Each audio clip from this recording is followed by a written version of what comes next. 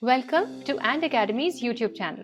Today, we learn how to extend the background of an image in Adobe Photoshop to fit in a specific frame or to balance a composition. For more design-related content, don't forget to subscribe to our channel. And if you'd like to see any particular tutorials, share your requests in the comment section below. To extend a background naturally, we'll use a mix of content-aware fill, the crop tool, and a bit of the clone stamp tool for final touch-ups. These tools work like magic, helping us blend the background ever so realistically. Step 1. I have this image already open in Photoshop. For this tutorial, I'm using a free image from pexels.com. Step 2. Select the crop tool. Reach the option bar and select Content Aware Fill from the menu. Drag the edges outward to extend the canvas in the direction you want. Hit Enter and let Photoshop do its magic.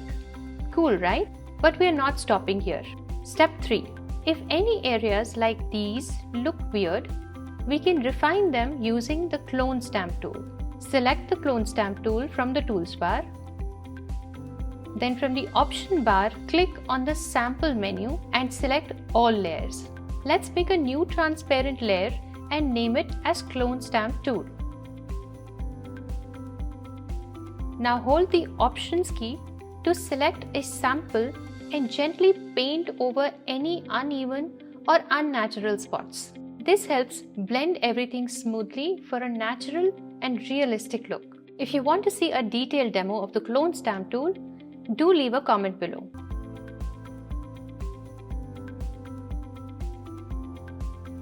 And now you have a beautifully extended background in just a few steps.